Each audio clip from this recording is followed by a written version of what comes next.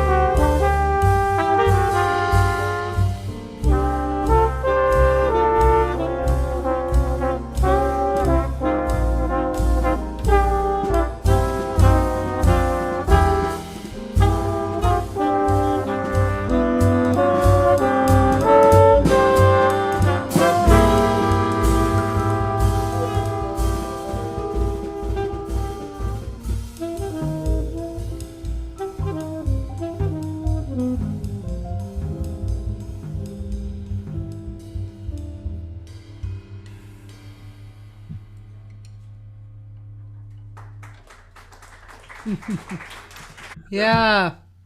What a nice ride. Cool. Yeah, man. Uh, I'm just getting my stuff together here. Um, ladies and gentlemen, my guest today, Matt Gordy, a friend of mine. A Fellow friend of mine. fellow Newtonian. Yeah, we're actually from the same town. But the difference is you went to Newton South and I went to Newton North High School, so you are my enemy, That's right. especially in football. You know, the town was, I mean, I guess actually I think Newton was one of the biggest towns in Boston, right? Oh yeah, easily. Yeah. So, and they had a bunch of different high schools, right? All over the place. Well, Newton those North are and the two Newton main South. ones. Yeah, that was pretty Yeah. much it. Yeah, yeah. They weren't that far apart, but yeah, we were enemies. Then again, I think you were a grade ahead of me, if I'm not mistaken. Let's see, how old are you? I'm 66, but I Yeah. graduated in 72. Oh yeah, I graduated in 71. There you go. Yep. Many moons ago. It was a little while ago. Yeah. Yeah, man. Well, that let's just check in with who that group was, and that was your group, and that was beautiful arrangement, great playing. I mean, just everybody was so elegant and beautiful. It was wonderful. Everybody was really dialed in that night because that was, God, it seems like only yesterday, but that was actually November of 2016. And that's when I did a jazz nonette of Petrushka by Stravinsky. So what On you that heard gig, there, you mean? on that gig, yeah, what you Oh, heard there, that was the opening set with the sextet, and then the second half was the jazz nonette, using some of the oh, same people, but then other people were added. So nice. yeah. So if anyone wants to check that out, it is on YouTube. I actually copyrighted the actual video, which I didn't copyright the arrangement because I didn't think anyone was stupid enough to do it. I mean, it's the full ballet from Stravinsky. Okay, if you played it in an orchestra, and it's usually a 100-piece orchestra, it takes about 35 minutes, roughly. Yeah. This is 50 minutes because I actually added three songs that were like spin-offs from the original score, and then you play a little bit and then you come back. So that's why it's a little bit longer. But Wow. yeah, that was quite an undertaking. It was definitely outside the box for me because, I mean, it literally took me a year and a half just to write it down in Sibelius, which is a software program, just to write it down. Wow. Yeah, it just started out. It was almost like a jigsaw puzzle Yeah. that you do each night. It's like, yeah, I bought the score and I'm like, wow, this is cool. It all starts with the flute. I get a flute. You know what I mean? It's like, and you just keep, and then you get to something that says, oboe, and you're like, well, you can take a trumpet and put a cup mute in it, and that sounds like an oboe. So you start stretching the instrumentation uh, to fit, what you need. And originally it was, I mean, originally wrote it as a sextet, which was nuts because I don't think anyone would ever be able to play it. To have one trumpet player, I don't think so. And one trombone, and actually Ito, the guy you heard right now, which alludes to that. Let me quickly introduce those fellas. Um, Ito is the trombone player. I met him, I don't know, maybe 4 or 5 years ago. He originally came out here from Boston. He's originally from Israel, but he was part of the Monk Institute Yeah. program, Yeah. and he is just phenomenal. He And he, plays beautifully. oh my God. And then the other horns are Steve Huffsteader, a young 80 at the time when he played Gorgeous. that. I mean, he just plays. It's like if you want to figure out how to construct a solo, just listen to any of his solos on that thing. I mean, it's unbelievable. He is truly a gorgeous, gorgeous musician. Wow. He's kind of in that category to me of the Joneses, or Hank Jones. That whole thing. It's just so gorgeous, gorgeous, gorgeous, gorgeous. Yeah, he's always been such a tasty player, and I feel honored.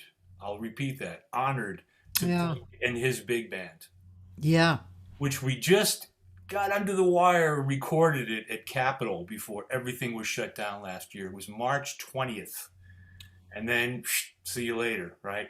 And he got, I don't know how we did it. We must have done, 13 tunes in wow, 6 hours or something. Oh my God. A couple of takes. Yeah, it was nuts.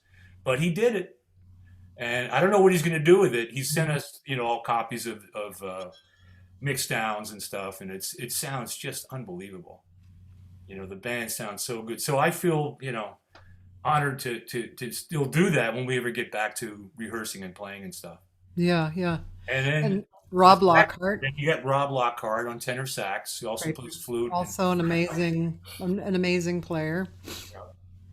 And he's been playing with me probably 7-8 years. Mm-hmm. And then on piano, you got Sam Hirsch, who I met actually through bass player, sadly passed away, Roger Shue, if you remember him. Yeah, sure. He's the one who recommended me to Sam, and he's just such a swinger, so tasty and everything else. Great. And my last partner in crime is Chris Colangelo on bass, and he's my favorite. Can I tell you? I know he's just so solid. It's incredible player. You have to be deaf to not swing with that guy. You know what I mean? Really. Anyway. But that was a fun date, and I'm actually going back in the studio hopefully in the next couple of months. We were all set to go to the studio last year. I had all the March 22nd, 23rd last year. And oops, nope, sorry. So now I'm getting back on it, and I got everything in place. I just have to set it up all over again. But that's and, we do that anyway. However, this is a little unusual, but however, they always say setting up a big band rehearsal is like, I don't know how Steve does that with people sending in subs, and oh my God, it's hard enough with 6 people. Yeah, I know. Can you imagine 15? We have a few comments. I'll just share them. Actually, one is that Roland Askarans, who says hello, found the YouTube link to Petrushka. Oh, cool. So maybe we'll listen to that. And also, Daryl, we just said all the musicians' names. Yep, and it's at the Blue Whale, yes, and it even has the ceiling in there, which is cool. Somebody was just asking me about what poetry was on the ceiling. And Bill Winokur is here. Oh, wow. And he sends his love from him and Bo. And the Boston guys. Oh, yeah. He said Gunther would be proud of you.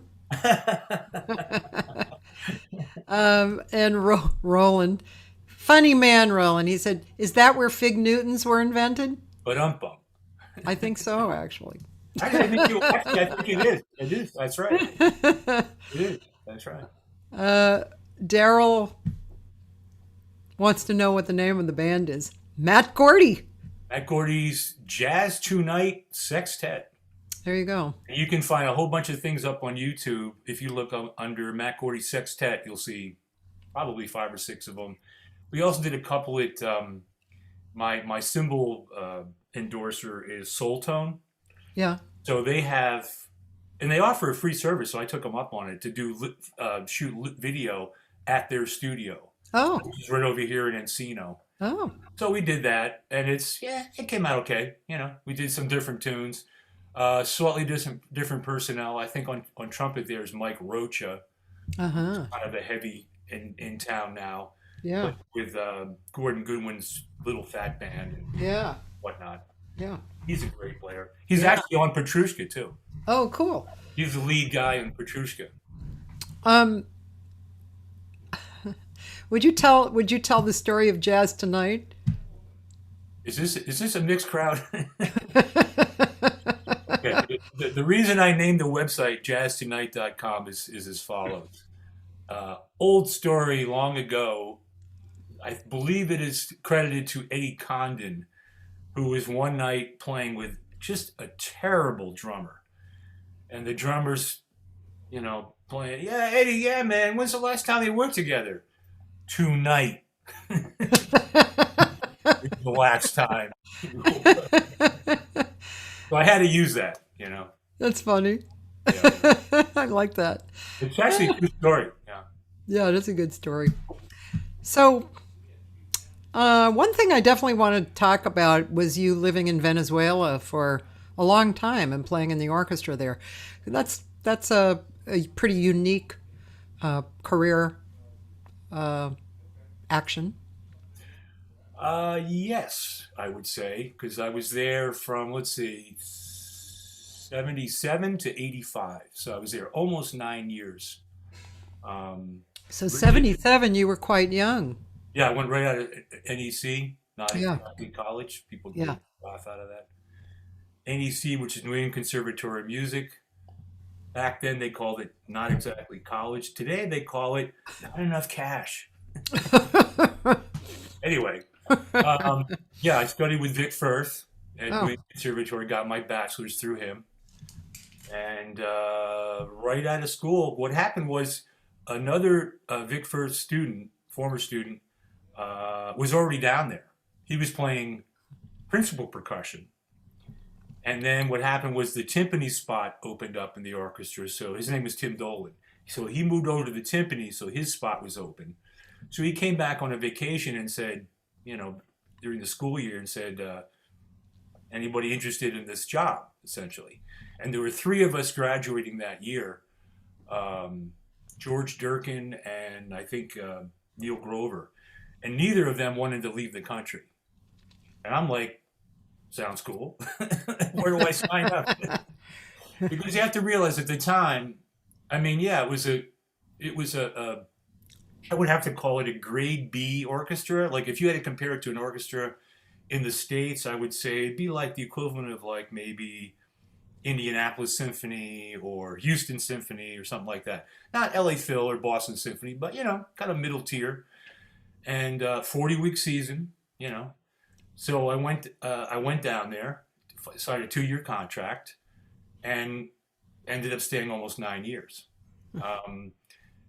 Just because you get kind of ensconced in the country, and I would say, it was interesting because when I went down there, I didn't speak any Spanish. I took maybe 10 lessons from Berlitz, which was, immersion. Yeah. And, which basically taught me, numbers, colors, here's how you tell the time. Yeah, yeah. Just basic, Yeah. But I knew nothing when I went down there. So, and I would have to say, for everyone out there who's trying to learn a second language, I think Spanish is probably the easiest coming from English,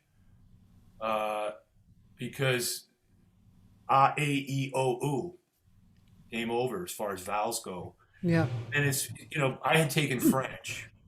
So it's a Romance language. You have verbs with infinitive. You have to, learn the endings and conjugate, et cetera, et cetera. And, but I would say it took me a good 2 years to feel comfortable enough to have a conversation, be understood, understand. Especially, here's what happened. Here's how you can really know. Go to a party, okay? Have a couple of pops, right? Have a couple of beers, a couple of drinks, whatever. I highly recommend that when you're learning a language in a foreign country, because you have to speak, okay? Because even if it comes out wrong, it's okay. They'll correct you. They have no problem, okay? But you have to say something to start understanding it, right? You have to say something. So I'd be at this party. This is, again, like 2 years into it. And the thing that would drive me nuts, and I understood pretty, a fair amount, I'd say whatever, 75% fluent. And they start telling jokes. And I would understand everything about the joke. Every single one. Got it. Until the punchline. And then I don't get the punchline because it was a play on words of some meaning. Drive me nuts. But it's a cool language, and it obviously helps here in LA. And that's where you met your wife too, right? I met my wife in Venezuela. That's right, Maracaibo, Venezuela. Yeah. She's from Argentina, Oh. and here we are, 36 years later. Hello. Seemed to work. Yeah. Everybody thought, oh, this is a rebound marriage because I was married before, she was married before. It's like, oh, that's never going to work. Hello, 36 years. Anyway. Well, you played that chair for all those years, 9 years? Yeah, the first year was principal percussion, and then the timpanist left. Nolan left, and then I became the timpanist, and which was really a lot of fun. I mean, you always have a part. Percussion, you may not play every concert, not every piece. The timpani, you definitely do. So because it was a 40-week season, I got to play everything. I mean, you name it. It was easier to name what I didn't play than what I played. We didn't play Rite of Spring Stravinsky. Literally name anything else. All the Strauss tone poems, all Beethoven 9, Tchaikovsky 4, 5, and 6, Mendelssohn, you name it, everything. And some obscure stuff too, which I was so glad to be able to do it on timpani. Stuff that's on every orchestral audition list. For example, Bartók Violin Concerto No. 2. Oh my God. The second movement, it's just you and the violin for the first 14 bars, and you're just playing a melody with tuning the timpani, and oh my God, it was just... the other thing you never get to play as a timpanist, Strauss Burlesque, which is like a huge timpani feature. Huh. Also, Enigma Variations, great timpani part, Because one time I asked Vic Firth, who I studied with, I said, when I was studying with, I said, because every time you come in with an excerpt from some piece, he'd kind of put it down like, this isn't so great, but you have to make something out of it. But so finally I got fed up with this, and I said, what do you like? Like, what do you 50 years in the symphony he was, right? Yeah. And what do you like to play after all these years? You know what he said? He actually thought about it. And he said, Enigma Variations. He said, Jeu de Cartes by Stravinsky, which is a pretty obscure orchestral piece. Everyone else knows Petrushka and Rite of Spring and everything else. And Sibelius second, of all things. And I just thought that was super interesting, and I totally get it when he said those pieces, because the timpani parts are just immaculate. They're just perfectly written, right in the middle range of the drums, and so well thought out, and I get it. But he was a huge inspiration, as was my other teacher, Alan Dawson, who I got to study with in Boston when I came back from Venezuela. Yeah, Alan Dawson. AD. Another classy guy. Oh my God. And it's funny, people say, oh man, Alan Dawson, Vic Firth. Guess which one was stricter, I'll say, as far as a teacher. I would think Vic. You would think the symphony guy. Wrong! Wow, interesting. Vic would say, he would do things like, freshman year, I'll never forget. I realized years later he did this to everybody. About the second or third lesson in, right? Now you have to realize, as a freshman, I was literally practicing 8 hours a day. No joke. Huh. I'm not exaggerating, because you had to. Yeah. Okay? So about the second lesson, I'm feeling pretty good. We're doing the stick control book on the pad and all this stuff, right? And he suddenly stops and he puts the sticks down and he goes, what have you been doing all week? Picking your nose? And I'm like, about to laugh. He ain't laughing. Okay? And I'm like, and the whole lesson was just this downer. You know what I mean? Like, oh my. So I got through the lesson and I walked out of there thinking, all right, I guess I got to do 10 hours then. All right. He did that to everybody. One colleague, really? John Boulder, fellow percussionist, he quit. I say, John, what are you doing? You got into school, dude. You passed the audition. You're in the school. He just wants you to step it up. Come on, man. Oh, man, I can't take the pressure. I can't take it. And he quit. Wow. Yeah. Dawson was classier, I'll say. Because one time, I mean, I took from Alan Dawson basically one entire summer of every week for about 2 to 3 months. And that was when I came back. So that was in maybe 1988, something like that, 87, 88. And stupid me, I was also taking at the same time from Charlie Banakis. Oh. On piano, because piano was my first instrument. Okay. So that was maybe not the smartest idea to take both, because I had no job because I just moved back and this and that, and living at my parents and, still trying to get my feet, grounded and everything else. And I was literally practicing 4 hours of drums and 4 hours of piano every day. Okay. So this one lesson, I'm going to Dawson. This was at his house when he lived in Lexington. He had left Berkeley. And, so I drove over there, and I'm just dreading the lesson because I know I hadn't shedded it enough. I just, all right. So I'll go in there. Same thing. So I'm playing. He stops. He puts the sticks down. And I'm like, uh-oh. He goes, now, let me understand something here. You're Matt Gordy. Is that correct? And I went, yeah. Now, let me just make sure I got it right. Your name is Matt Gordy. Is that right? And that's all he said, Cathy. He said it about 6 times. He didn't say, how come you didn't practice? What are you doing? That's all he said. And each time he said it, it was like, oh my God. And I never did that again. I just always, fully prepared. And he quietly shamed you into, Oh God. But he always treated me like a peer. That's one thing I loved about it. It wasn't like, hey, I'm the teacher and I'm going to show you. No, he always talked to you like a peer or a friend, like a colleague. It wasn't that he was better than you and none of that stuff. Which was untrue when I was at New England, where teachers would actually tell me, hey, I'm the teacher. I'm way up here, and you're the student. You're way down here. What? Oh, really? Okay.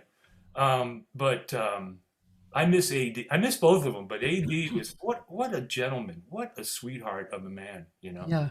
And he died in '96, I believe from lymphoma, and I don't think they got his diagnosis right because I think they were treating him for something else, and I don't know what happened, but it's too late now. And I'll never forget when he died. I know it was February. In fact, I think it would have been February 26th. How do I remember that date? The first time I ever played with Rebecca Paris. Oh, really? Yep. And I'm literally walking out the door, okay? And the phone rings. It's Paul Broadnax. And he says, we lost him. About Alan Dawson. And I just, man. So I can't just okay, I got to go. I had to talk to him, for whatever, 10, 15 minutes. So I was late to the gig. And I'm never late. People know me. I'm there an hour early. Okay. I was late I've never played with her in my life. I'm late to the gig. And I'm like, oh my God. But we get there. Of course, she knew Alan. I get there. And I told her, and she just started crying. It was just, because he was one of the great ones. He was, he was magic. And we dedicated that night to him and all that stuff. And that's the first time also that I played with George Mesterhazy. Oh. And he was just phenomenal. In fact, I think who else was on that gig? It might have been Paul Del Nero, bass player in Boston, who actually lives in Providence. And Mike Monaghan, if you know him. I don't know him. Horn player, yeah. Yeah. But they still back east they do Paul Jost, do you know him? Drummer and singer? No. You'd like him. He's an amazing person and a great singer and a great drummer. But he was very good friends with Mesterhazy and really, really dear friends with him. And they do an annual gig for him. Wow. Yeah, because he was Cape May, New Jersey. That's where he was living the last time. Right. Yeah. His girlfriend Vicky. Yeah. Yeah. Yeah. George, Paul lives in New Jersey too. yeah, George was just one of a kind. I mean, if Yeah, I he want to was. go, I want to go like he did. He just died in his sleep, never woke up. Yeah, You I know, know.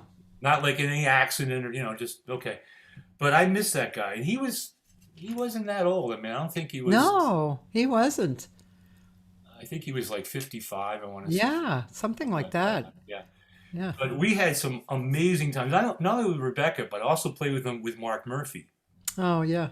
And what a trip! What a treat to play with. This was at Scullers, and Peter Contrimus on bass, and what just unbelievable. Because if anyone had ever seen Mark Murphy live, he wouldn't even. Well, there was a set list, but he just starts singing a song. Okay, so you got to immediately know what's the song, Mm, what key is it in. yeah. Now George didn't care. Yeah. So we're out there, and he starts singing "Here's That Rainy Day." Well, it turns out it's in G flat. Okay? Now George doesn't care. Yeah. Yeah, he really, whatever. Bass player's like, oh man, 'cause usually it's in G, typical key, right? So he's kind of scuffling at it. And George, such a professional that he was, it's coming around to the bass solo, and then suddenly, magically, it's in G. He did this sleight of hand cheat key change that I don't think anyone caught it except me and the bass player. I don't think even Mark Murphy knew. Okay? I'm not kidding. And it was just, and the bass player, thank you, man. Thank you. It's so classy. George is Yeah. classy. And the thing is, when you ever hear George, Rebecca would always say, like, let's say it was a ballad, she'd say, play an intro, and he played this introduction. It was like Prokofiev or something. I mean, and you listen to it and you go, well, he was obviously classically trained. No, he just heard that stuff. He wasn't classically trained at all. He was just phenomenal. And then, of course, he took over for Shirley Horn Yeah. when she couldn't play anymore. She lost her legs from diabetes. And then he had all that stuff going. I mean, he was one of the greats. Unbelievable. Yeah. Words. I miss that guy. Yeah. And Alan Dawson, I actually was in Japan and hooked up with Sam Most, who was playing with Alan, Hank, and Ray Brown. So I got to hang out with them, and that was amazing. And the club was kind of small, it was like a Japanese club, Right. It was great. Yeah, to see all of them in a small Oh my God. club. Yeah, it was great. It was really nice.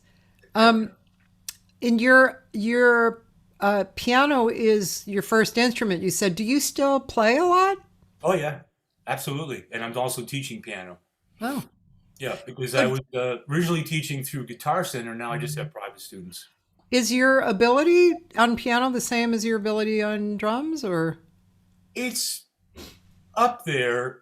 I could do gigs and whatnot, Yeah. but I'm no Oscar Peterson. You know what I'm saying? I mean, I studied with Charlie Banacas. I was fortunate enough to study with him 11 years face to face. Jesus. Yeah. Which people go, whoa, because, he had that whole, a lot of people did it by mail, where you send a cassette, play, he'd put comments, send it back, that sort of thing. To see that guy live, face to face for 11 years, Wow. because he only took 2 weeks off a year. Oh, Christmas time and then 1 week in August. wow. And even when he took the time off, he'd say, I said, Charlie, what are you going to do? He says, well, you got to check out these Thad Jones voicings. He was always working on something, So I have to thank Charlie Banacas for basically, I mean, I got a good education from New England Conservatory of Music and all that, but the real education started when I studied with Charlie, because that guy, Yeah. I mean, the first, I'll say 4 or 5 years was a lot of classical, believe it or not. Oh, And that was to get my chops up, So I'd be playing Beethoven sonatas and just a variety of things, which most of the music I still have. I don't think I could do that today, but, that's what I was doing with them. And then, transcriptions and which I'm a big believer in that. You know, when you sit down and try to transcribe somebody's solo, it doesn't have to be just on piano. I mean, it could be Freddie Hubbard, it could be Trey, Yeah. whatever Yeah. you want. What happens is, like, I think when you take it down to paper, um, a little chip of whoever you're doing kind of breaks off in you, Yeah. and then some little lick or some whatever, it stays with you, and then you make it your own. You know, and it's really it's an eye opener because, you know, back in those days they didn't have the apps, you know, like they do today. Like I Yeah. have beat time where you can slow the thing down to like 25%. It doesn't change the pitch.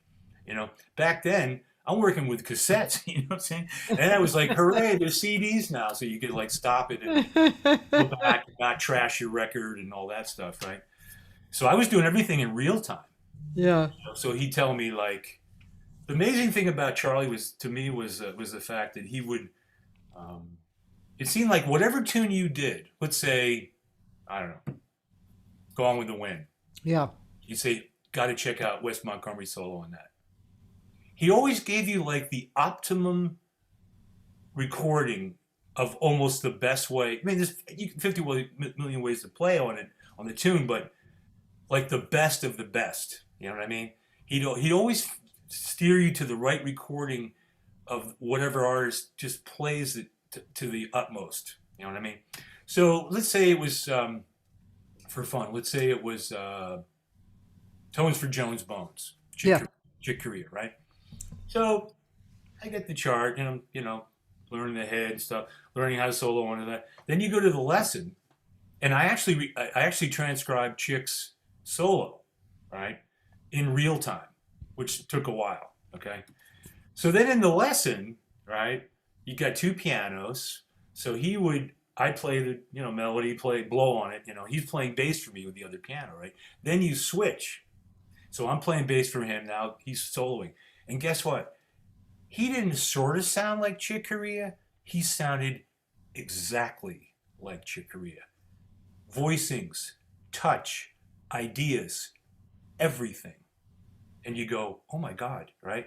And you go to the next week, Oscar Peterson, same thing. You go to the next week, Keith Jarrett. You know, it didn't matter, right? It just didn't matter. So one day, you can imagine this, 11 years of this, right? One day I said to him towards the end there, I said, you know, this is unbelievable. You can do this and that, but I don't think I've actually heard Charlie Banacus play. You know what he said? Oh no, I keep that private. Oh! And I just, what are you going to say? You know? And I asked Jerry Bergonzi about that. Now, Jerry Bergonzi and Charlie Banacus were like two peas in a pod. They grew up together in Lowell. Oh. And yeah, I still talk to Jerry today. And, you know, I got to play a little bit before I left Boston, and now we're pals, you know, back and forth and stuff. Yeah, yeah. And it's when I talk to Jerry, it's like talking to Charlie because he validates everything that my whole education up until this moment. Yeah. You know, I mean, anything he goes, that's right. Just like Charlie. I mean, it's amazing, you know, that you know, we still have these people that are, thank God, still alive on the planet, and we can talk to them, you know, because I used to call Charlie up out of the blue, even after I stopped studying with him. And he passed away, I believe it's about 8 years now. And but I used to call him, you know, from LA, call him, hey man, you know, had this real high voice, you know. And he said, what are you doing, man? So I said, well, I just transcribed the solo with Rini Rosnes, something she did on, you know. He says, oh man, that's a good, he knew it. I mean, you could not stump the guy. You could not stump that man. One time I think, I'm going to get that guy.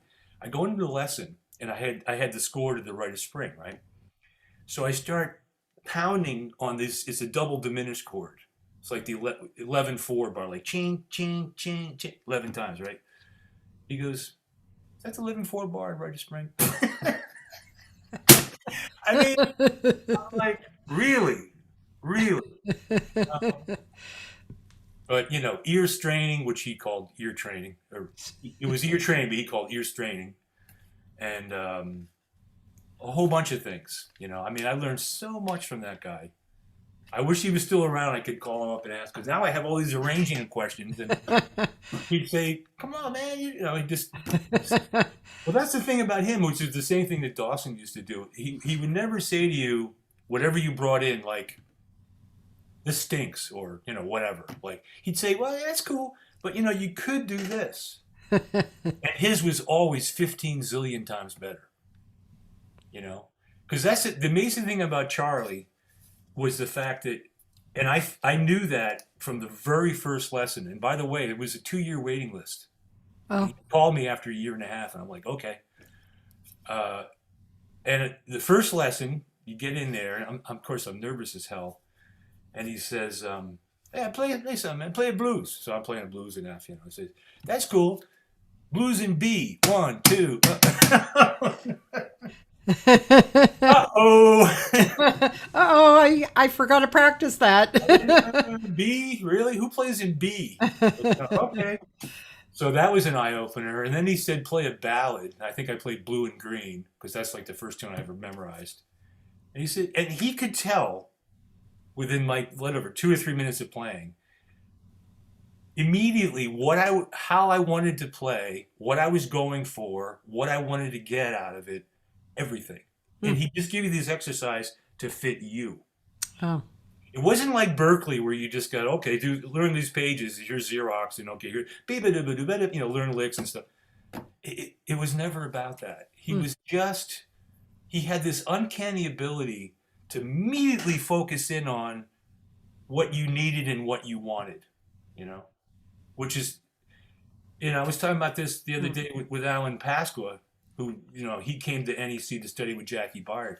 And he said a similar thing about is knowing, we were talking about the difference between like a professional musician, like we know a lot of musicians. We know a lot of great musicians. Doesn't mean they're a great teacher, though. Right. 2 different animals. Yeah. Like we were talking about Mel Lewis. Gunther Schuh used to bring in Mel Lewis and Thad Jones for these master classes at school, in NEC. And Mel, I loved Mel. I mean, who doesn't like Mel Lewis? You know what I'm saying? He could not teach if you put a gun to his head. Wow. Okay? You could observe him. Yeah. Say, cool, he's doing this or whatever it is. But he could not verbalize what it was. Like, here's a perfect example. You'd be in a master class with him, right? So here's like 8 or 9 students. And some student says, well, how do you play brushes? So he grabs a brush. I kind of do it. That reminds me of the time me and Thad got drunk in Paris. Man, I couldn't. And then he'll go off on that. But he could not. Simply couldn't tell you. He wasn't a teacher, in that sense. That's like Nancy King, by the way. She has the same ability. And Meredith D'Ambrosio, too. Both of them. The students were mesmerized by them, but they couldn't actually teach. Yeah. It's true. Their accompanists taught instead, like Nancy had Steve Christofferson. Yeah. So he was the teacher, but she was so good, just listening. But it's the same thing. But that's great. I mean, I just think what you said about Charlie was amazing. By the way, John Prue is here. And I know John Prue. He owes me money. Just kidding. John. Shouldn't have shown up. China. You went to China.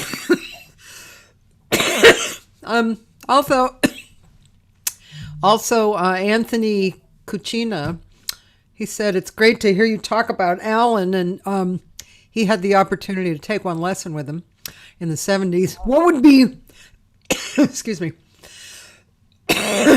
what would be the one thing that you learned from Alan that you're passing on to your students? That's actually a very good question. It's a couple of things, actually, because he was a stickler for getting the rudiments down. He had what is known as the rudimental ritual, okay, which I give all my students. Now, most of them can't get past, let's say, the first, how many are there? 36 rudiments, whatever, until you get to, it's like in the ritual, it's like till page 5. Then it gets into the Swiss rudiments. But the first, so is to get that down, get technique down. And then the other thing is once you start learning tunes, is learning forms. You know, in the lessons, he would play vibes, and he was a great vibes player. And he would do tunes with obscure, not totally obscure forms, but like he would do "Girl from Ipanema." Why? Yes, it's AABA, but the bridge has 16 extra bars. You know what I mean? So you need to know that. The thing about Alan Dawson is he was so incredible to me. We used to go down to the Willow Jazz Club, which of course is gone now, in Somerville, Mass. And if he was playing there with whoever, if you walked in the club in the middle of his drum solo, okay, not only would you know what tune he's playing, but you know where he is within the tune. That's how good he was. You know? Just simply amazing. You know? And he was a funny guy too, because I remember hanging out with him with John Ramsey, who was head of the percussion department at Berkeley for years. He just retired last year, I think. And we're backstage after a concert at the Berkeley Performance Center. We're kind of packing this stuff up, just the three of us. And John asked Alan, he said, have you thought about trying to make a video, about your teachings and blah, blah, blah, all this different stuff? And you could tell Alan had thought about it. And he goes, well, now what would that do for me? Fame, fortune? I already have both. I love that guy. He was crying about that for a couple of minutes there. He was a trip. This morning I had a student online, and he wanted to look at reading from the song Mona Lisa, which he knew Mona Lisa, but just it was a vehicle for us to really get into little details, right? And talk about motifs in a song. Check that out. That song is crazy. That was such an interesting composition. Yeah. Really, really interesting. The motifs are crazy in that song. They change. There's like little, two-note motifs or four-note motifs. Right. And it's really an interesting song, and there's no bridge. It's really an interesting tune. And you can use that joke which they use for Indiana. Hear about the guy that fell off the bridge in Indiana? There's no bridge in Indiana. But don't forget to take these home, people. I'm here all week. Try the veal. Daryl once said, I remember Alan with Terry Gibbs. Yeah, sure. So, what inspires you, Matt? What makes you get inspired to write or arrange? Music. Sounds stupid, but it always keeps me, when I get, down or, whatever mood I happen to be in. If I put on something that, I haven't heard that in a while, I listen to it, and it just pulls me back in. Because there's such great music in the world.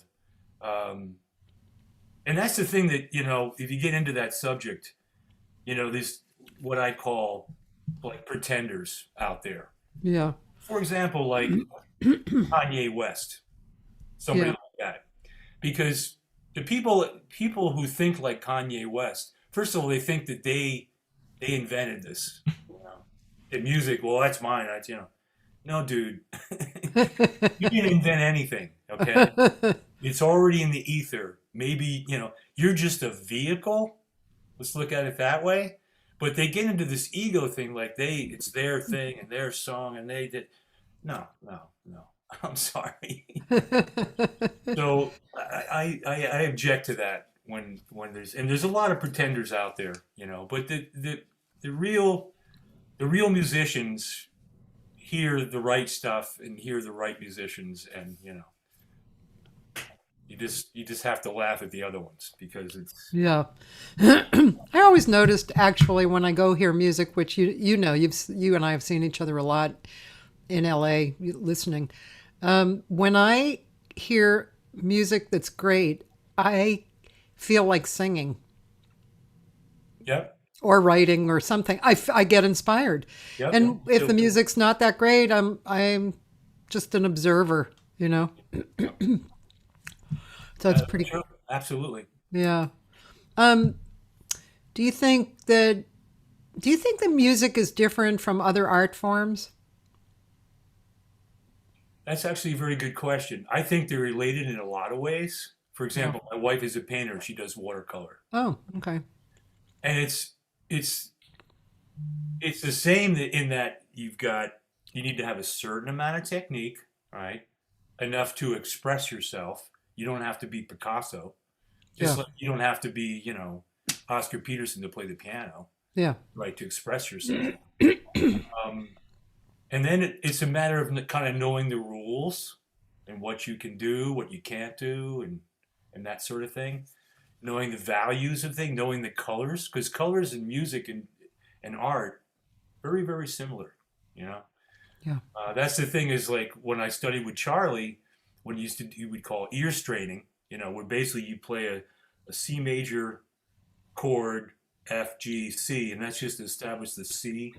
Do, I don't have perfect pitch, right? And then you'd hit any note relationship to that C. Well, you don't want to be like, let's say you hit a G, you're not going to go do, re, mi, fa, sol. Oh, that's a G. Like it's a matter of counting. No, it's a color, you know? Just like if you hit an F sharp, that's like, whoa, what I mean? Compared to the C, that's a tritone. So that's like in the painter's view, it's like white canvas and you came along and threw a bucket of bright pink paint on it. It's so obvious that that's a tritone. You know what I mean? Because there's dissonant intervals. Obviously, minor second, like B to C, major seventh, which inverted is a minor second, C to B. That's pretty jarring, even though it's one of the white notes. Interesting thing about it is when you fill in the rest of a C major seventh chord, you get a C and a B, and you put in the E and the G. Oh, sounds pretty good now. It's not as harsh because the third and the fifth, changes the color of it. You know, so that's how he would kind of teach you. Interesting story about the ear straining was this. I told this to a student the other day. I had an early slot studying with Charlie, so that was like, I'm not kidding. I think it was 8 a.m. Uh-huh. Not, there was somebody. No joke. It was the singer. I don't remember her name. And you can hear, he'd always do the ear straining at the end of the lesson, right? So I was there because you can hear it right from the door, right? So I'm there waiting for my lesson, and I can hear this girl trying. Now, I was on 3 notes, meaning once you get the C established, you could hit any 3 notes, and I would supposedly tell you what those were in relationship to the C. It was always boom. It wasn't like ding, ding, ding. It's like boom, right? Well, this gal, who was a singer, by the way, she couldn't get 1 note. And I'm hearing this through the door. I'm hearing, 1, 3, 4, 5, 1, 2. She's playing a G, and I go, G. She goes, A? I mean, okay. So I'm feeling, I got this, I got this, right? Then one week, she wasn't there. It was some other student who was subbing because she was out sick or something. So there's some other guy in there, right? Same thing. You get to the end of the lesson. Charlie says, yeah, time for ear straining. And you hear the thing, hear the cadence, 1, 2, 3, 4, 5, and here's the C. And then it sounded like somebody just sat on the piano. Okay? 9 notes. And this guy goes C sharp, D, E flat, F, G. He names all of them. Charlie goes, correct. I'm like, what? Next, and guy did like 5 or 6 examples, and he got all of them. He did not have perfect pitch. He started with 1, and then you get 2, and then it's like people that told me who do 11 notes. It's really about what note isn't there. When you get to that many. I never got that far. But I was totally humbled by that, because here I am, making fun of the singer, and I got 3 notes, you got 1. I could, forget it. I can't do 9. Yeah. So So anyway, obviously that comes into your arranging, right? I mean, when you arrange, do you that's interesting because shining it's Shining Hour, right? That Yeah, the one we heard.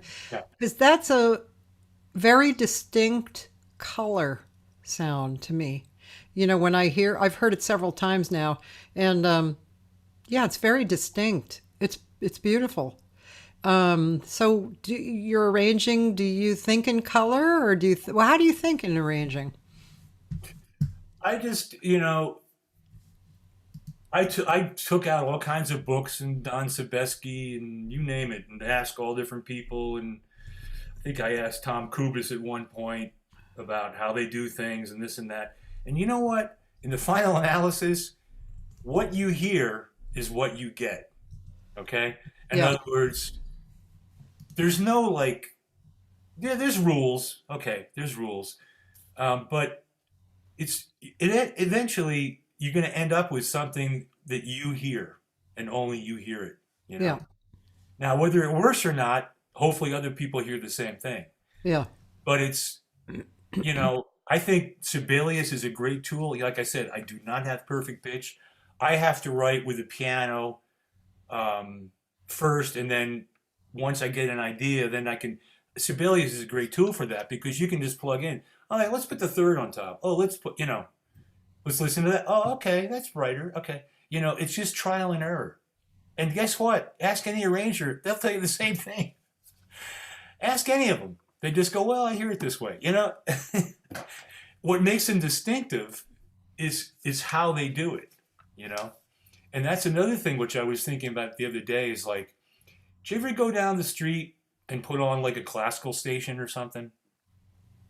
And you listen to it and you go, wow, that sounds like Debussy. Now, my question is, why doesn't it sound like Ravel? Even I'm talking about, let's say you don't know the piece. You just hear the music and you go, wow, I don't know the piece, but wow, that sure sounds like Debussy. How do you know that? And Charlie described it as everybody has their own bag. Okay? You have your own bag, I got my own. And that's just how do you know it's Brahms? Why isn't it Beethoven? You know what I mean? Now in the jazz circles, we do a lot of things by inference. In other words, we listen to so many recordings. Like if you, in two notes, it's or one note, it's John Coltrane, right? Or Miles, right? And then you infer, well, it's Miles, so it's probably Red Garland. And you know what I mean? You can figure it out by inference, But everybody has their own bag. And I thought that was really interesting. Every soul on the planet has their own bag. It's a trip when you start thinking of it. Yeah, it's just I mean, the goal is to be yourself. Yeah, which is hard to do It's because hard to do.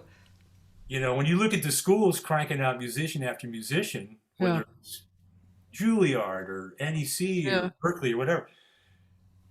I don't know about these days because now there isn't any school; everything's a Zoom. But it's for a while there in the '70s, I'll say, and even in the '80s. People come out of Berkeley, they all sound the same because Yeah. you're learning like the stock way of playing, and nobody has their own voice. Yeah. You're just kind of pretending to play like somebody else. Like, well, I really like John Coltrane, so I'm going to check out what he's doing, and you know what I mean. Yeah. It's hard to really discern and and have your own individual voice Yeah. going forward. It's really hard to do. Roland asked an interesting question. He said, did you ever think music in Spanish or just like think of musical terms in Spanish? He's curious.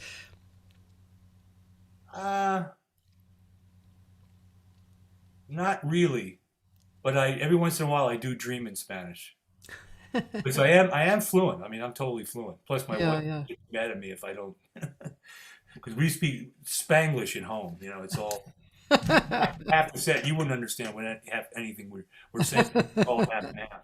Right, right. Yeah.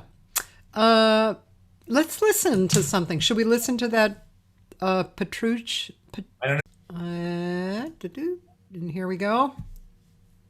This is at the Blue Whale for those of you who aren't familiar with what the Blue Whale was. Great club, really great club.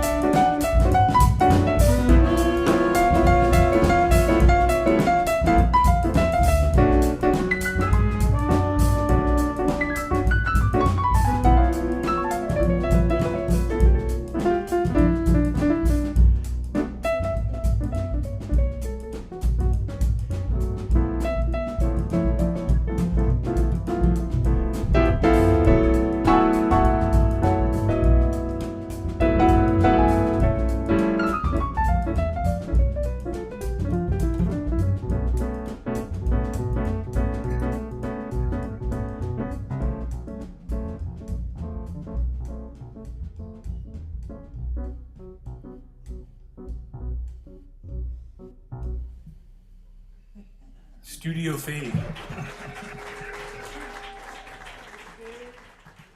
Oh, that's nice. Yeah, that's a tune I wrote a while back. Actually, wrote that when I was in Boston. Oh, Uh, but people didn't get it. Like when I videotaped that at the Whale, and Yeah. I went in to mix it with Ricky Chavez, you know him. Sure. He did a fabulous job, by the way, of the whole thing, everything of that whole night. Um, I said, this is a piano feature, okay? Don't blast the horns. Yeah. The horns are just this, thing, like a background, and then it's just piano feature, and then okay, all right. But it's it's kind of my mini tribute to Herbie Hancock. It's kind of like that bag, you know what I mean? Yeah. That's how I hear it. Yeah, that was really another really interesting sound, interesting color. Um, yeah, really. For me, it's unusual, and I like it. So different. Yeah, yeah, it's really cool. Um, Sam Hirsch is a wonderful player. Yeah. I saw him also at the world stage with Henry Franklin and Roy McCurdy. Yep. It was, oh, and no, and Nolan. And Nolan, yeah. God, that was great. It was great, really great. Does Sam play for singers? A lot of singers. Uh, you'd have to ask him. Yeah, I I'm don't not know. really sure he does. Um, but he has a CD that came out last year, which is Yeah, up on the charts. I mean, I think he said he's like number 41 in the world or whatever. So yeah, that's yeah, yeah. yeah. I He's remember. got his I own remember thing, that. He's got his own thing happening. He's a real swinger, though, Total swinger. Wow. Yeah, yeah, yeah. It's interesting because he's young, Yeah, and I just think to have, he's 30. yeah, Yeah. yeah. You don't really hear a whole lot of people who are so into swing at that age in this town, anyway. You know. Yeah. It's true, and it's like I look at my students, and I have about 13 that I teach online, Yeah. and it's about half and half piano, half drums. The drummers, I actually have two. Get this, 14-year-olds that are learning swing, and Huh. I honestly can't believe it because what are they going to do with it? I don't know. But like I said you can play rock. I mean, we did all this stuff and funk and this, and I showed them, okay, here's a bossa nova beat. You're gonna need to know that. I basically teach them. You know what? If I say this laughingly, I know what you're that gonna say. if you're stupid enough to become a professional musician, in this case a drummer, Yeah. this is what you need to know. Okay, you need to know all the bags. Yeah. Not just rock, you know, you need to know swing, you need to play with brushes, you need to play a jazz waltz, bossa nova, maybe Afro-Cuban 12/8. You know what I mean? Like these are, you need to know the groove 2-point Sienna. You know what I'm saying? It's like very specific things. And I know that I'm teaching the right stuff every once in a while. Most of the time it's like it just, pearls before swine or whatever. But I remember this when I was teaching in Boston, actually in Newton. And I had this one kid, because it was kind of my payback to the Newton Public Schools, by the way. Because when I came back from Venezuela in '85, Yeah. one of the first gigs I got teaching was the after-school program for Newton Public Schools. Uh-huh. Okay, so you got to go to the high schools, you got to go to the junior highs, about 9 or 10 elementaries and stuff, right? So I had all these kids. Now, most of them, when they were younger, these are fourth graders, Yeah. and they're 9 years old. Right? I remember I had this one kid, Levine. What was his name? Adam Levine, I think it was. Anyway, Russ Levine. Doesn't matter. So he studied with me early on. Did all the books, the Whaley book, the rudiments, beep beep, all this stuff. Then he took a year off, and now he calls me again when he was a senior in high school. And he says, "I want to continue studying." Okay, cool. I said, what you need to do is this. You get your parents to get you a keyboard, okay? And I'm going to come over, and you're going to learn tunes, okay? Just like what Dawson would teach, You need to know, here's rhythm changes, here's bebop heads. This is what you got to know. You got to know all the bags, here's the syncopation, but all this stuff, everything, right? So we finished the year. I kind of forgot about the kid, right? He calls me up a year later out of the blue. He goes, Mr. Gordy, I want to thank you so much. Like, what happened? Well, I just auditioned for NYU to get into their music program. I just got full scholarship drum set. And I'm like, you got to be kidding me. He says, no, man. I said, awesome, man. So then I said, I'm just curious. What did they make you play for the audition? You know what he said? Everything you gave me. In other words, it was supposed to be sight reading. He already played it. You know what I mean? He had done everything. He did all the books, you name it. He knew tunes, he could read, he could just say, so I guess it works. I don't know what he's doing today, but because that's another thing. It's like I would hate to be, an upcoming, kid and musician. Now, let's say you're going to Berkeley, you're going to NEC or something. Yeah. You're going to spend $68K to look at a screen? I don't know about that one. Yeah. You know what I'm saying? Yeah. That I just feel it's, if I were these kids, I would take a year off. And then we'll see. Once this pandemic is over. Because, how can you, I got into this conversation with Jerry Bergonzi, in fact. And he teaches at NEC. Yeah. 68K, all right? Let's say you didn't get any scholarships. Let's say you're stupid enough to take 4 years, okay? Now, you will owe upwards of $350K, which you will never, ever pay back in your lifetime. Now, doesn't that seem a little bit immoral to you? Because, if you were studying to be doctor, lawyer, right? You go to law school, you go to medical school. Yeah, you get out, you're going to step into a 6-figure job, no problem. Musician, do you want fries with that? You know what I'm saying? And I just think it's, if I was in those kids' shoes, I would just take a year off. And during that year, you find a private teacher, and just, if Charlie Banakis was around, I would just study with him. You can actually still study with Charlie because his daughter, Barbara Banakis, and Gary Dial are using, the teaching to Charlie Banakis. Oh, really? People are really interested. You could do that. Oh. Yeah. That's worth it. Thank you for saying Gary Dial's name. I kept trying to remember his last name because I wanted to invite him to be on the show, but I could not remember his last name. Thank you. Yeah, he knew Charlie pretty good. Yeah, he went to Berkeley with me, actually, Gary. Really? Yeah. Yeah. I won't hold that against you. He's a great player. Really. I would often talk about him. Great musician. Yeah. Yeah. Nice person. Yeah, there were a lot of, especially in those days, Berkeley was still really good, and it's good now, I'm sure a lot of, but it's just so packed, packed with teachers and students. I think there's, I don't know about now, but before the COVID, there was 7,000 students a year. Wow. 7,000 at Berkeley, when you and I went, it was, I don't know. I'm sure it was under 1,000, right? It was oh yeah, especially in my, because I graduated to see NEC 76. I think in my class there was, I don't know, 300. Yeah, I know. It was really, that's what I want to say too. Yeah. Yeah. But you can't compare. Because granted, when I went there, granted, my freshman year was 1972. Just take for example, take a guess what tuition costs at NEC in 1972. Go ahead. $2,500. $2,600. I say that because I think Berkeley was probably about the same. Around the same thing.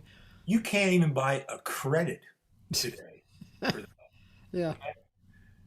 And then, my senior year, boy, that was expensive. $3,500. And I had, I think, a Pell Grant, which I quickly paid off, and my father's a doctor, so I didn't get a scholarship. Yeah. So, Just to show you, because my sister also went to college at the same time. She went to Bennington in Vermont, which Yeah. is a little rich kid school, right? Yeah. Guess what that cost? Just to show you the comparison in tuition. NEC 2,600. Bennington 7 grand. Wow. That was Wow. a lot of money then. Yeah. It's a lot of money, Huh. So Wow. Um, let's see. Can you talk a little bit about Rebecca Paris? Because, of course, she was a dear friend of mine. We were actually in a singing group together when we were in high school.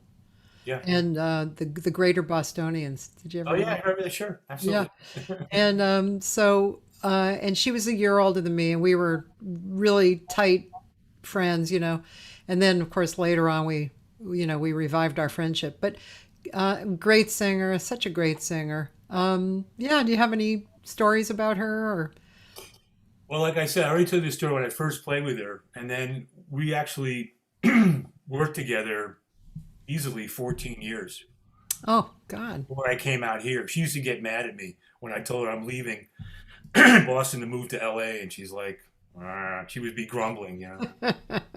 And I actually played with her when she came out. Like we played Steamers and maybe one of those hotel gigs. I can't remember now. That Merle booked. yeah. We also did. What was it? She did. No, she did the big venue. She did. What's the one in Orange County? Samuelson, whatever. I forget the name of it. I Anyway, don't know. one of the big. I don't know actually. Yeah. But anyway, she was the real thing. I mean, I can't think of another singer that just would. She could really sell the lyric. You know what I Yeah. mean? Yep. And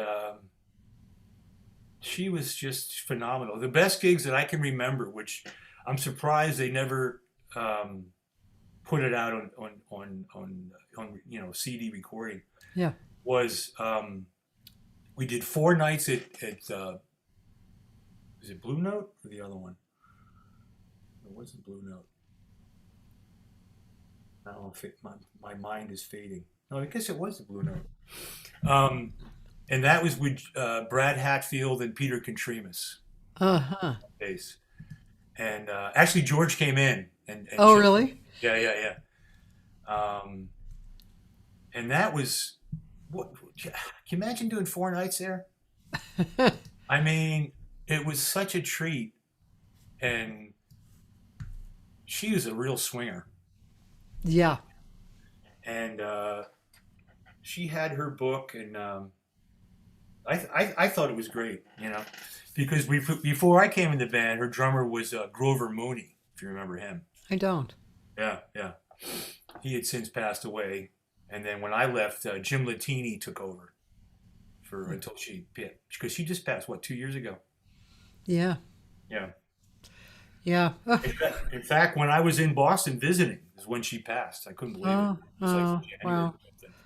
Yeah, she really went through a lot in the last bunch of Yeah, years. she had a lot of health problems towards the end, and That was crazy. Just crazy what happened to her. yeah. Whew. Let's see. Bill Winokur, he said his tuition at Boston Conservatory was $1,200 a year. Many moons ago. Bill actually worked with my dad. My dad, was a sax player, and he had bands.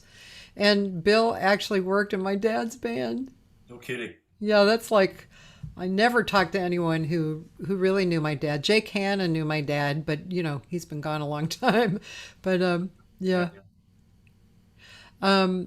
Yeah, so just a funny little question.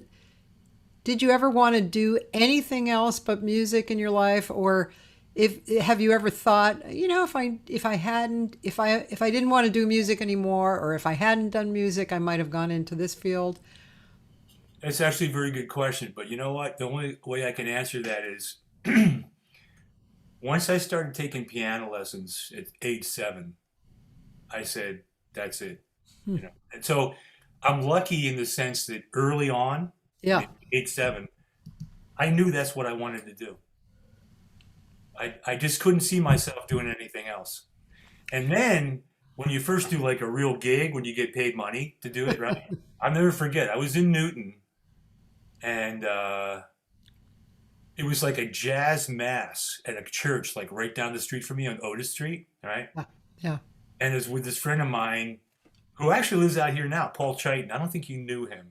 I don't think so. He went to Newton North. Actually, he went to Murray Road. My bad. Oh, okay. He was in my brother's class, and anyway, he got this gig, like I called it a jazz mass, with him playing organ and me on this, like, all I had at the time was like a snare drum and a hi hat. You know what I'm saying? And I think I had a little bongo or something. And that was it. But we did this thing, and I'll never forget. I think he paid me $40, and I'm walking home, and I'm going, I can do this. I like this. And I'm lucky that way, I always, because I feel bad for kids, even when they get into, high school and then college, and they still don't know what they want to do. I just knew I always wanted to do that. Yeah. You know, Who was besides your teachers, who were inspirational to you to listen to? you mean like recordings of people? Yeah, like people who maybe were your musical mentors just from listening to them. Well, the first record I ever bought, I'm ashamed to say, but I think I put that on Facebook as well, was, believe it or not, Herb Alpert in the Tijuana Brass, the chick with the cover with the whipped cream. Yeah, the I whipped think cream that's why cover. I bought it. That's right. So let's not count that. But then the first real jazz record was Herbie Hancock, Maiden Voyage. Oh, And I actually wore out one copy and had to buy another one. And I would literally come home every day from high school and listen, put on that.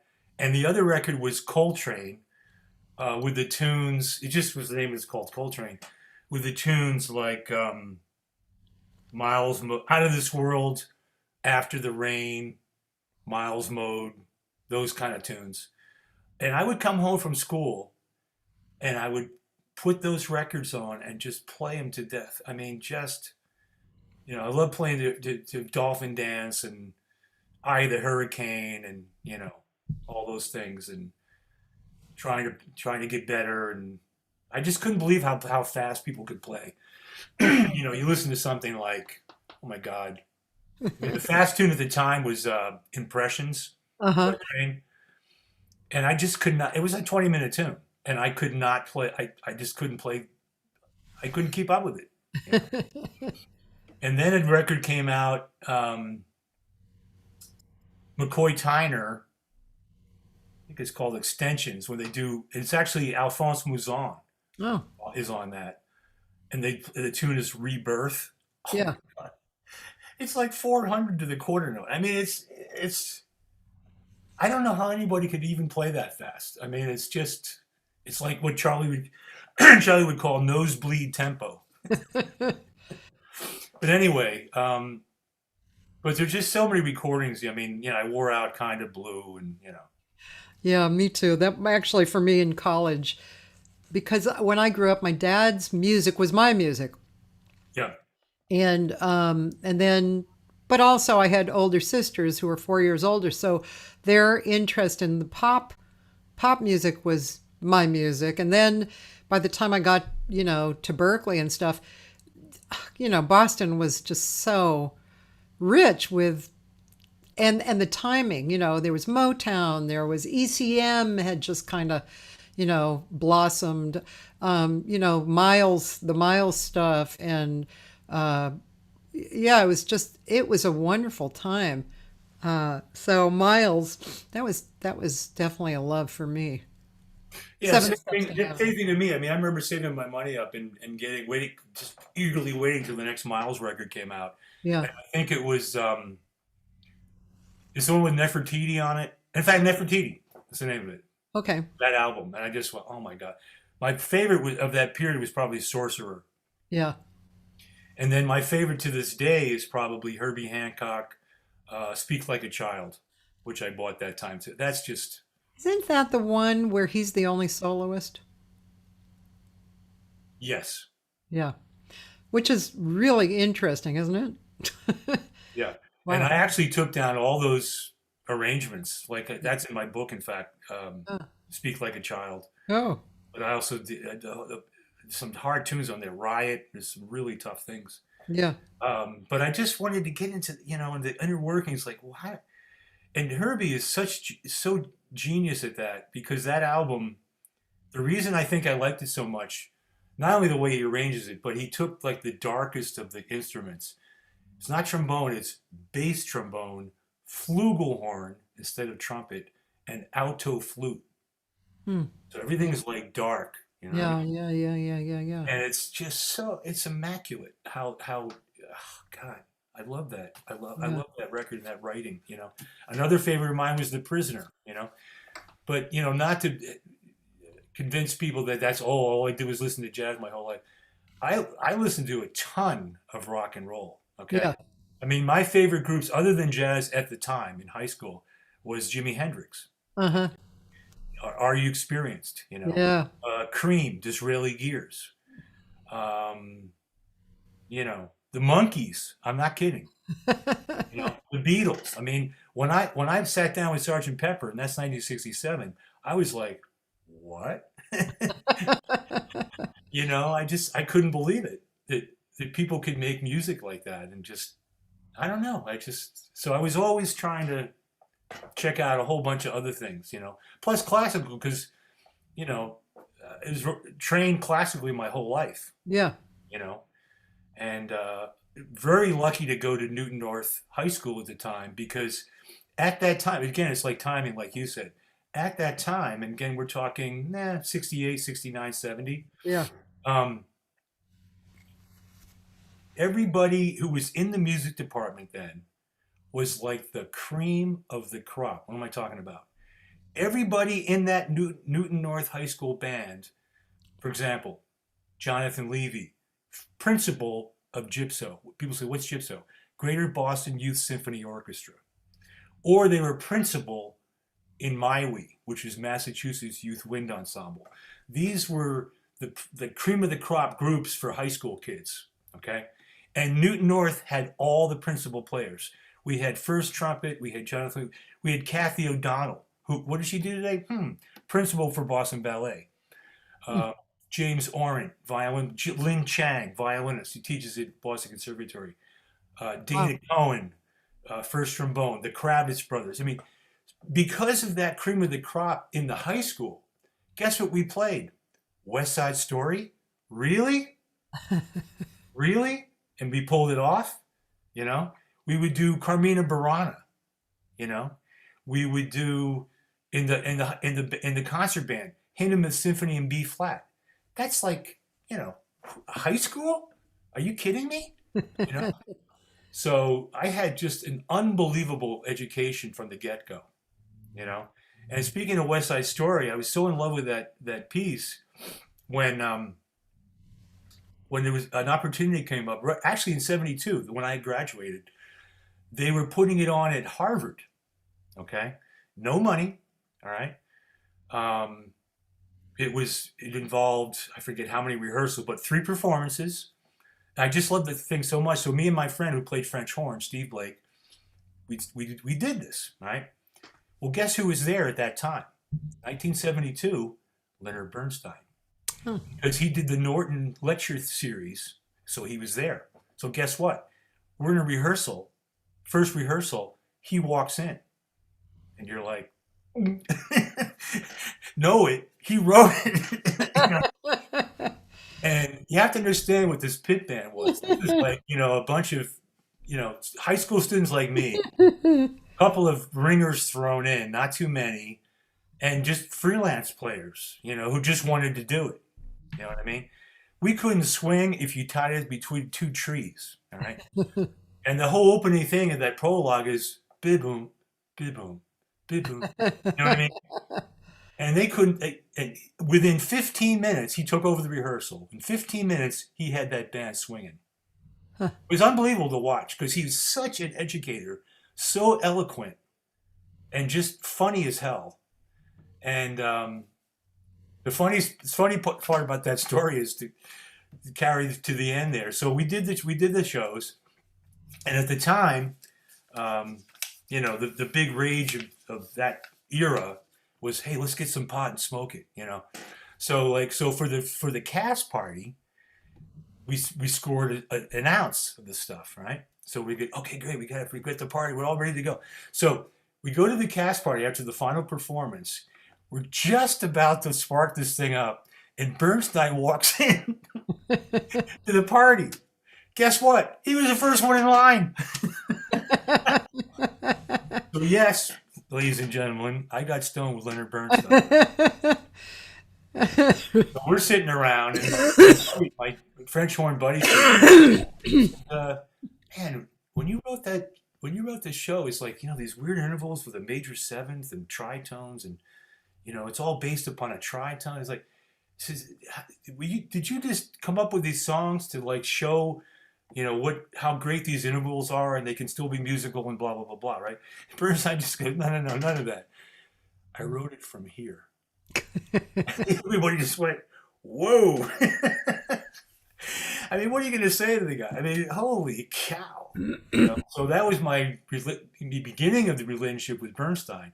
And I actually ran into him years later at Tanglewood. Oh. Because I went to Tanglewood in 1975. And that's another whole set of things. But I learned with Bernstein is when he conducts, you know what? You better know that piece really well and not just try to phone it in. Like, you better listen to it and know your part. You know what I mean? Like, do the homework. Yeah. And he was doing, in one of the concerts we had, a Ravel piece called Abarado de Gracioso, which is a very Spanish-flavored piece, tons of percussion, all kinds of stuff. Mixed meter, 6/8, 9/8, it's all over the place, right? Because the thing with Bernstein, the people that the average listener doesn't realize, he wouldn't sit there beating time. Okay? Uh-huh. He conducted the piece. Okay? So if you know the piece, you're all set. If you don't know the piece, you're screwed. Okay? So we're in the middle of this thing, and I'll never forget this. One of the things we needed as a percussionist was a whip. Okay? It's not an actual whip. It's basically two 2x4s on a hinge, and you slap it together, and it makes a whip sound. Okay? Well, the idiots at Carroll Music, who's brought, we rented all these percussion instruments from, they didn't even know what that was. So what did they put instead? An actual bullwhip. Jeez. Bullwhip, unless you're a cowboy, doesn't make any sound. It goes whoosh, right? So, but it was in the trunk, so all right. So we don't have a whip. So in the middle of this rehearsal, Bernstein stops the whole orchestra and says, percussion, I'm not hearing the whip. Does anybody have a whip back there? And John Grimes holds up the bullwhip, and Bernstein, without missing a beat, no, that's for later. Oh, God. And I thought, did that really happen? And I called John Grimes later, because he's since passed away probably about 78 years ago. I said, did that really happen? He said, it sure did, Ben. Absolutely. Oh, my God. Never forget that. That's funny. You can't make this stuff up, Cathy. I know. Hey, let's listen to some more music of yours. Now what? Well, what do we got? Any other? I mean, that's the ones that you like the best, or is that? Yeah, that's pretty cool. What you could do is another tune of me is Almost Spring. Okay. And the great Steve Huffsteader is playing. Yeah. Okay.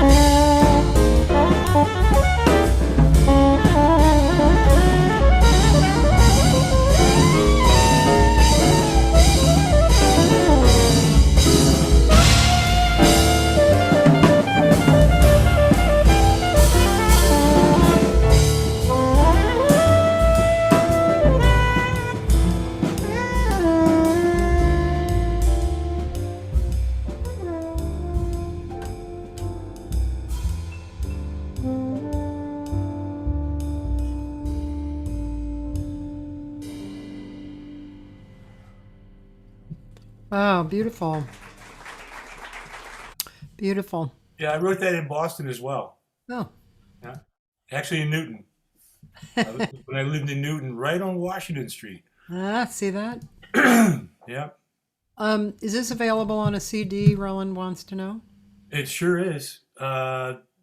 The Actually, I don't know if they're still out there. You can definitely um, on my website, which is jazztonight.com. The only thing that's up there is Eclipse, which is a CD I did like 20 years ago. Um, there is a CD called Almost Spring, which this is the title track. That was on Brownstone Recordings. Is that this music? That particular tune, yeah, it's a different personnel, but that was a Boston band. I don't know if you can. I mean, obviously you can see that on if you call up Spotify. I want to say, but Yeah. I don't think you can get the CD anymore because it's basically out of print. So but it was called Almost Frank. Yeah, Almost Spring is the name of the record. Correct. Did you say Spring? Spring. Sorry, I thought you said Frank. No, Almost Spring. I saw that name on the music. Yes. Okay. Almost. Yeah. No. Yeah. Okay. Almost. Spell check. Yeah. Okay. I put that up there. Okay. Interesting. We're coming down to the last minutes. 2 hours goes by fast, doesn't it? Yeah, yeah. This is awesome. Love it. Do you did you ever have any setback that you had to overcome? Other than I'm stupid. Yeah, other than that. Oh, Atmaro is here. Uh-oh. What did he Oh, say? yeah. That is my favorite honorary Moje Hoopo. He's talking Spanish now. See, I have to give a little background there. Molleja Oh. in Spanish literally means chicken's gizzard. I'm not kidding. So an expression from Venezuela, if you say something is like, oh my God, whatever. Yeah, "Que molleja." That's what they say. It's really, really slang. So that's our little inside joke that, him and Aaron Serfati, that's the other Venezuelan. That's our little inside joke. Cool. So yeah, back to the question. Anything that you've had to overcome, like some kind of setback that you've, besides being stupid, as you said, not me. Well, this past year hit me quite hard because my brother died. Oh, I'm sorry. Nothing to do with COVID. Oh, That was in April. It's a long story, but basically he had stage 4 cancer hmm. and inoperable, but because of COVID, I couldn't even go there to visit him. And even if I could, it'd be like delivering the virus to his front doorstep. So can't do that. Because he was only a year older than me. Oh, That's tough to take when your older brother goes. I do know that. And I mean, it was hard when my parents uh, checked out basically 3 months apart. Wow. 2013 going into 14, and my mother was in a nursing home, and she had basically dementia and Alzheimer's her last 5 years on the planet, and didn't even know my name. It's just really, I really feel for people that have gone through that or are still going through it. The interesting thing about that is when I would go visit them in Newton, because they lived on Otis Street, across from the Christian Science Church, and you know what I'm talking about. I do. Um, I would always try to borrow a keyboard from a friend, and then basically just bring American Songbook and just play tunes, right?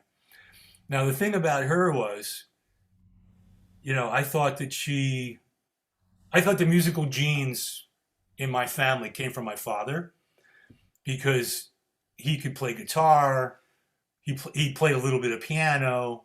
He played a little bit of flute. My mother could play nothing, right?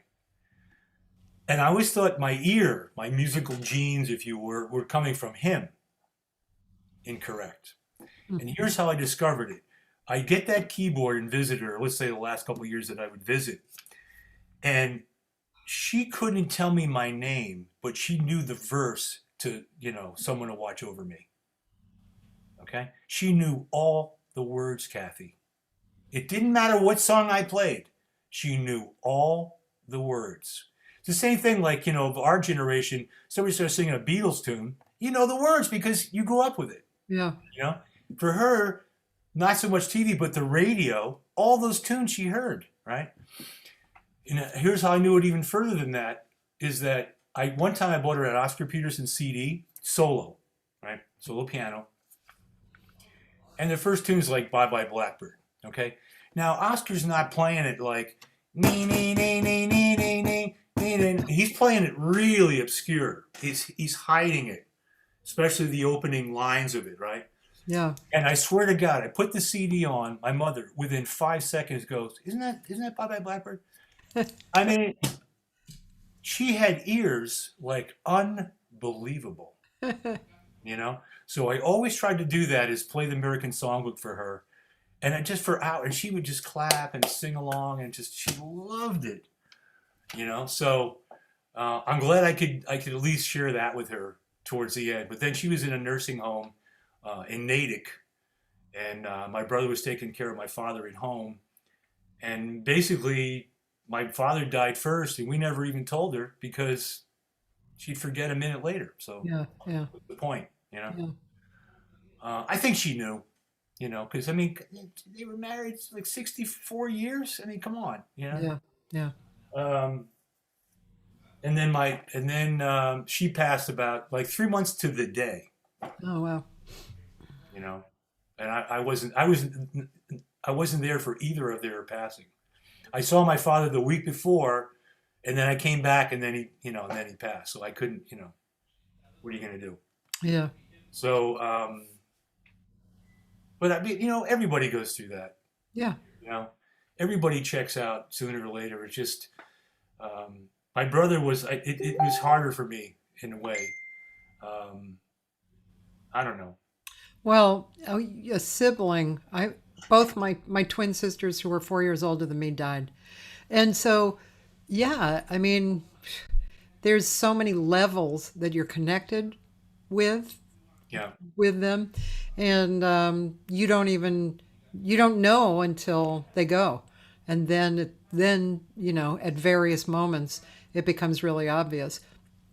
Yeah. Especially, I don't know if your brother was musical, but my sisters were both singers, gorgeous voices, and one played piano. So we grew up doing that together. And that was just more levels of challenges to go through, Yeah. Yeah, and it's... Well, the best thing that happened to me with my brother is at the end, I could have these long conversations on the phone and talk about things that maybe we never even talked about stuff, Yeah. like stories and stuff. It's funny how you remember things, and then he remembers things different from me. Right. I talked about when I'll never forget, one time my parents weren't there, and we had to take the garbage out. My brother and I are just, basically minding the house, because they were on vacation or something. So my brother had this ingenious idea. They were going to get the garbage cans. I mean, at the time he had a Lambretta scooter, like a Vespa scooter, right? Yeah. A small scooter. So I jumped in the back, and I'm holding the cans, and we just went down the driveway and dropped them on and put it. I mean, it's a stupid thing, but I'll never forget that. And he's like, I don't remember that. It's certain things are like indelibly, I can't say it, burn into your memory. And he's like, I still remember that, And then I was, telling him about that. I took a motorcycle trip with his motorcycle, by the way, which I borrowed and basically trashed, going from Newton all the way out here. Oh, and my God. I was 18, 1973, my friend. Oh, my God. Yeah, and I almost got killed. I'm literally. sure you did. Because I was, Like really dangerous trip. I got all the way out to, well, it's a long story, but suffice it to say, I got all the way out to California, got on the Coast Road, and then, you know, right around near Cambria, as a matter of fact, um, took one of those hairpin turns, right? Except I didn't make the turn very well.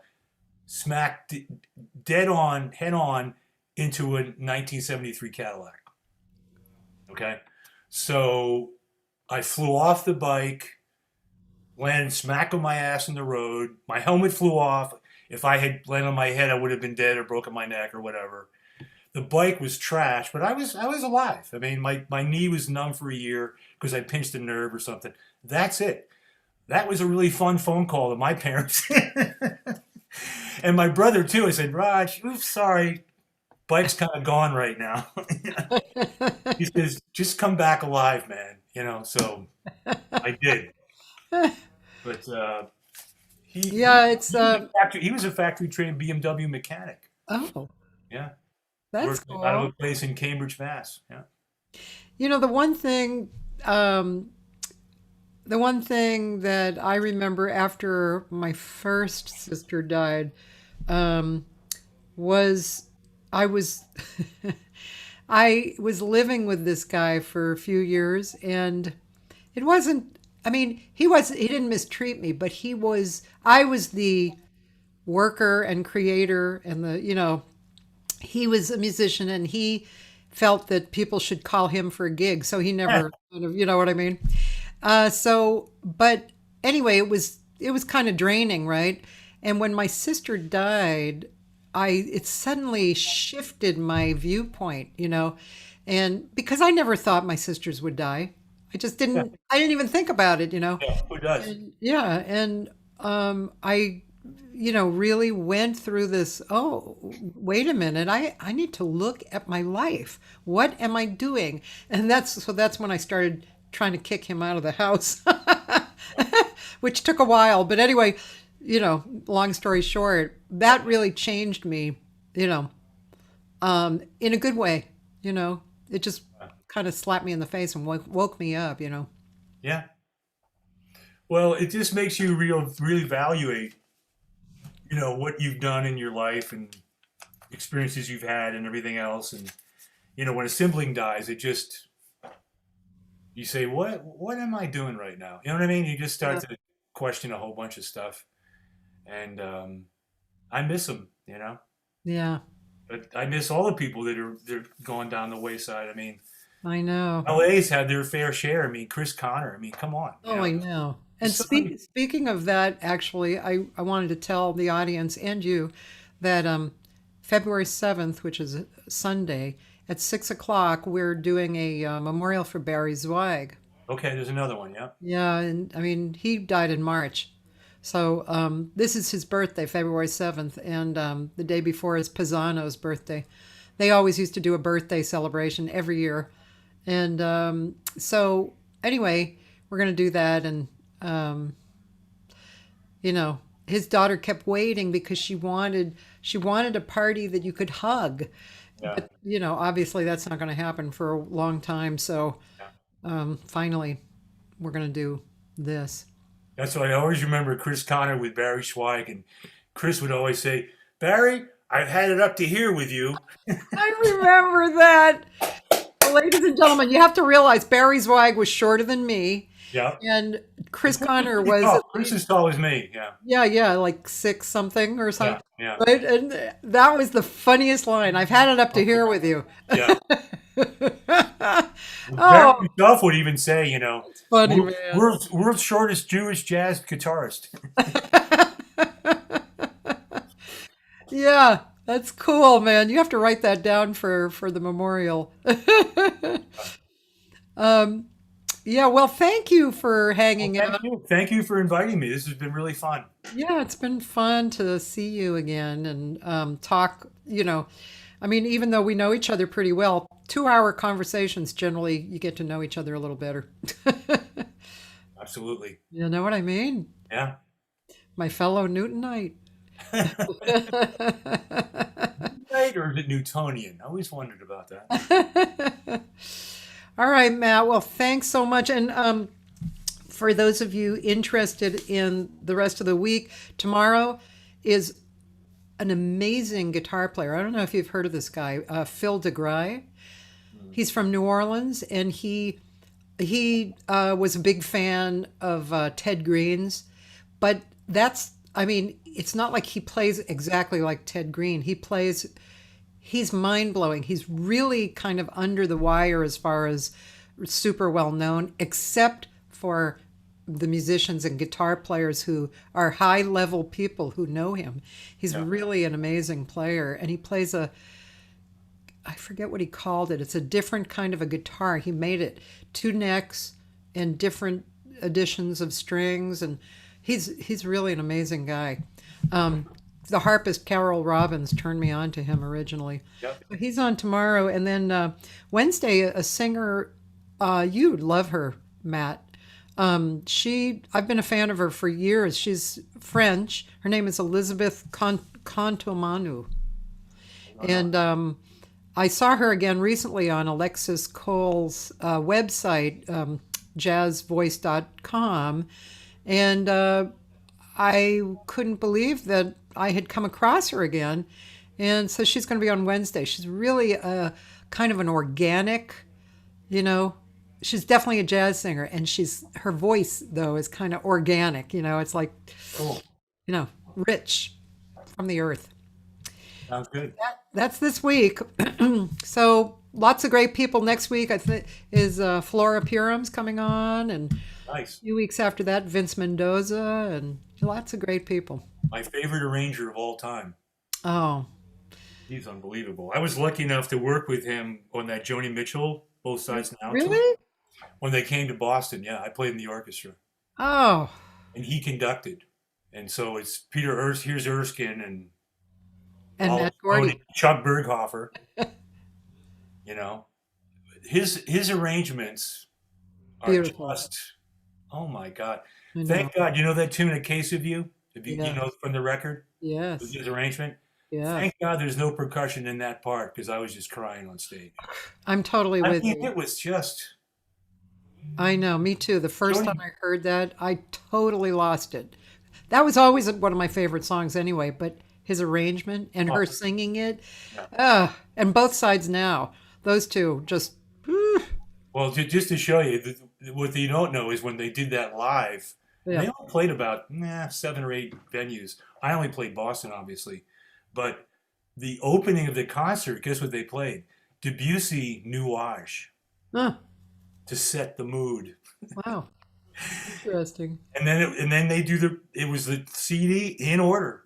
I Wow. mean, it sounded exactly like the record. It was incredible. And Bob Shepard, he was on it too. Huh. Yeah, that was quite beautiful. I would have to say, of all the Star Attraction things I ever did, that was the best by far, bar none. Wow. Nice. Just a sheer music, just unbelievable. And I actually asked Erskine that once, years back, because this was in 2001. And I said, because he did the whole tour, right? And I said, how did Boston compare to because they did New York, Philly, and he says Boston was the best. Absolutely, because I'm looking around. I know everybody in town. This is a 100-piece orchestra, and I'm seeing, second violins, which is in the back chair, Yeah. who was the principal for, chamber orchestra, who usually sits in the front chair. You know what I'm saying? In other words, there's the cream of the crop of Boston chew a chair. Unbelievable. Really. It was amazing. So they lucked out, Yeah. So anyway. Gorgeous. Well, good to talk to you, Cathy. Great to talk to you. And thanks for inviting me, and all the best, and stay safe. Tomorrow I'm getting my shot. All right. I signed up, 9:30. I got the Moderna all lined up to be plugged into me. Cool. Where'd you get the appointment? You got to go online, My Turn. No, I mean, where are you going? Oh, I'm going to Balboa. It's a drive-through. Oh, It's like 10 minutes from me. My Turn. I haven't even heard of that. I just went on the LA County site. That's the same site. Oh, okay. Okay. Yeah, yeah. I know it takes a while to, Yeah, you have to. It's you know what? It's almost like a full-time job. I'm yeah. serious. I've been doing this now for a week to get an appointment, so you'll get it, but you got to be vigilant. Yeah. Yeah. Yeah. Okay. Well, good luck. Have fun. Stay safe. And good luck on the upcoming record. And we'll be watching and listening for it. Okay. Thanks, Kathy. Bye, Sugar Pie.